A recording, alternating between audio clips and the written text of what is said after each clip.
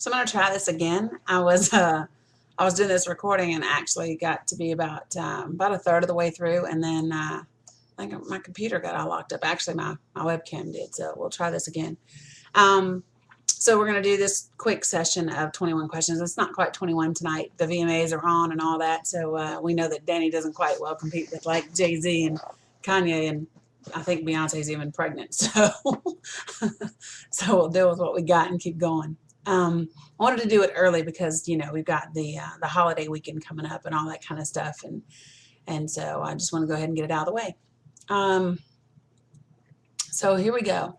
The first question that I got is from Creative Works off of my Twitter, and she said, "When did you become aware of your writing gift?"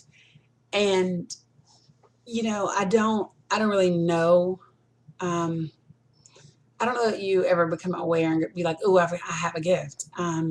I started writing in the summer of 2008 when I was separating from my ex, and at the time I was just kind of blogging. I was on at the time I was on MySpace, and I was blogging, and people were responding well, and by I would say about September, October, I knew that people liked what I was saying and could relate to what I was saying. And I had several people tell me at that point in time, that I should do a book and do something different. I didn't start writing, kind of poetry until almost the spring of 2009 when I moved to Charlotte. So, and I don't,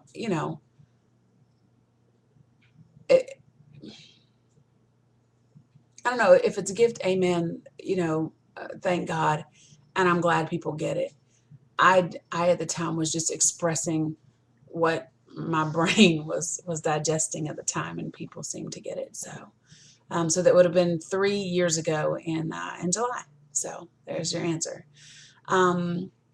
This next question is this one's anonymous actually, and I got it off my Facebook, and it says, and I actually copied it word for word so I wouldn't get it wrong. It says, "If you got to know me better and I was single, what would be my chances of getting with you?" That's a complex question because number one, you're not single, so I don't even consider you an option. So it's hard to say what the chances are because there's a lot of ifs in there. It's a, if I was single and if you got to know me better. It's like, well, hell, if the sky turned, purple and yellow tomorrow, what would I think? So I don't really have an answer for you on that because, no, A, you're not single. Two, I don't know you better. And knowing you would be what would determine what your chances were. I might get to know you and be like, you're not for me. I could get to know you and think, he's amazing. So without knowing you that way, there's not really an answer that I can give you. Top it off with the fact that you're not single. So I don't know if you get single, which I hope not. I think we've talked about this, that I hope you guys actually do kind of work things out and stay together. But ask me again when there aren't so many variables, I guess. Next question. Let's see. This one I also got from my Facebook, and this is from a particular poet. And she asked me, she says, "I'm hard on myself when it comes to performing. Do you think I have what it takes?" And here's the thing is, I don't know what that means. Do I have what it takes? Because everyone has their own skill set and their own way of performing and articulating and writing. Like, I don't judge. I mean, unless it's just absolute horror and it sounds like it should be in a Dr. Seuss book. I don't ever judge someone's poetry, you know what I mean? Because I think that for me at least, it comes from such a personal place that I don't think that you can really dissect it and go, "Oh, this is good poetry," or "Oh, this sucks." Because I think it's personal. So I kind of leave it for what it is. Now, when you talk about performing it, that's different because you have some people that do perform it better than others. And I was thinking back this afternoon, and I think I even responded back to you and asked you, have I ever seen you perform? And I don't think that I have. If I have, I don't remember. It's been so long ago because I haven't seen you in forever. I've seen you like once in, shoot, I don't know, what, a year or two? So I think I've seen you twice in the last 2 years, maybe. I think, like my album release and then at Swiss one time. But anyway, um, so I don't know. So here's what I would say is if you have footage, send it to me. I'll absolutely give you my honest opinion. If not, we need to plan at some point in time to be in the same space so that I can see it and give you my honest opinion. I don't want to be a cheerleader and just be like, oh, girl, yeah, because I don't know. Writing, and this is what I mean by that, being able to write and being able to perform are two completely different things. I know some people that do, one better than the other and vice versa. So I will say this, you absolutely have the ability to write and should continue to do that. So hopefully that answers your question and maybe a little bit more. The next question is, I'm going to start deleting these. I usually don't delete, so let me not delete. I'm just taking them. I didn't copy them in the order that they came in, so I'm trying to answer them in the order, and I don't know that I'm getting it exactly right, but I'm trying. Okay, so the next question is from, I hope I'm saying this right, it's Keith Nation off my Twitter. And he asks, what causes a woman to place her career over a good guy who genuinely wants to make things work? Most of you guys already know how I feel about the term good guy. Okay, but there's a couple of things going on here. What causes a woman to place her career over a good guy who genuinely wants to make it work? I'm confused. I don't know why her career would inhibit it from working. I don't understand why there's a conflict there. So whether there's a scheduling conflict, whether maybe it's the type of work she does, I don't know what it is about her career that would make the good guy have an issue with it to feel like she's choosing it over him. So that part makes it difficult for me to answer. The other thing I would say is that I think that oftentimes guys can be intimidated by a woman with a good job and a good financial means who isn't dependent upon him to be able to take care of her.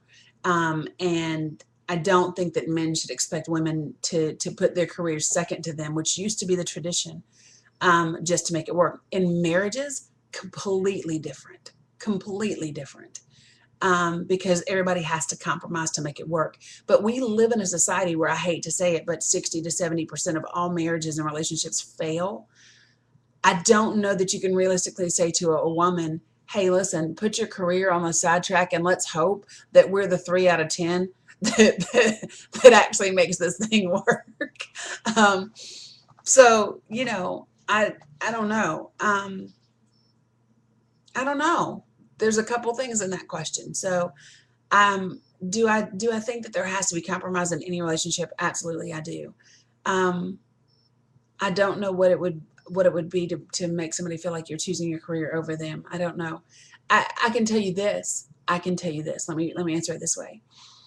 If I had a male in my life who entered into my life now at this point, and I think this is important too, is when he came into the picture. Did she have the career first before she had him? How did that transpire? I think that's key too.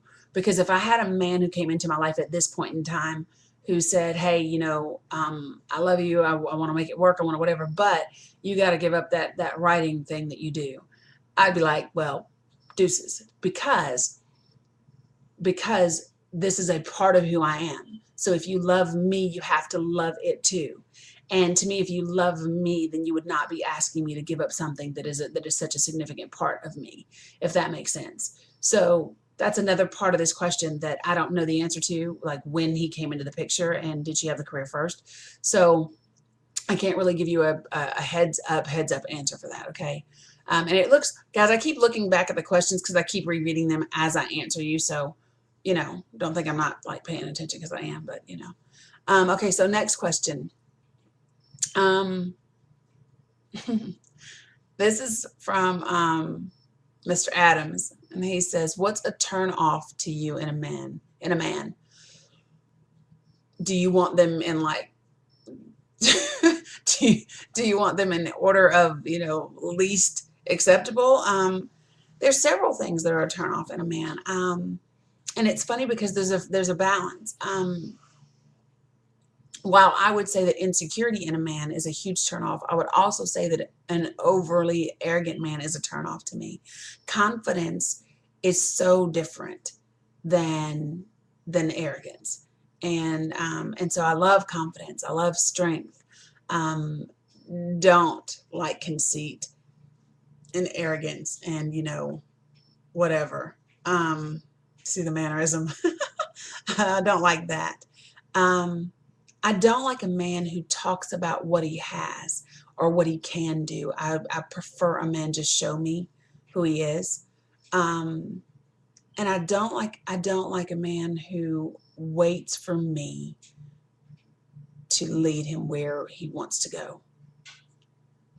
I can't stand that. I can't. Please take the reins. Seriously. If you really want to go out with me, stop hitting me up saying, well, hopefully one day we'll get together.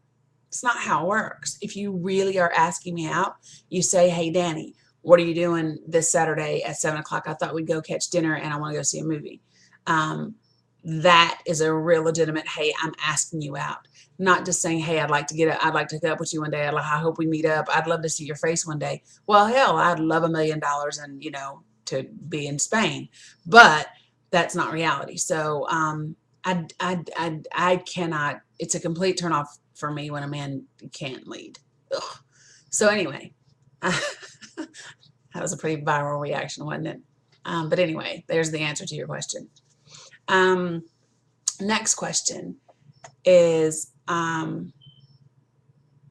geez, see, now I'm trying to remember which ones I have answered because the video cut off, remember?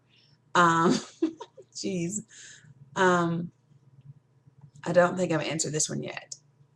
And if I have, you guys are just, well, I'll go to one that I know I haven't, and then I'll watch this video before I put it together second half. Okay, so let's answer this. This is from, hold on, I got to remember, did he say anonymous or not? Because usually he does, but I don't think today he did. So let me ask. Let me just check my text real quick. Cool. Okay, this is from Walter. And he said, the obvious way your writings relate to women mostly, do you sense that your work is useful in impacting and restoring hurting women? I hope so. I don't write with the intent, you know what I mean, of that being the particular reason I'm writing something. When I'm writing, as most of you guys know, it's whatever I'm feeling, it's whatever I'm thinking at that moment and what's going on with me. Do I absolutely love the fact that people relate to it? Some of the most memorable moments I have ever performing or ever writing a piece is when a person, male or female for that matter. I do get it more from women than men, but I have gotten it surprisingly from a lot of men that will hit me up, whether it's in my inbox or personally or whatever, and they'll express to me how much something that I've said articulates their hurts and their pains and help them heal. And so that is incredibly humbling, and it just makes it better.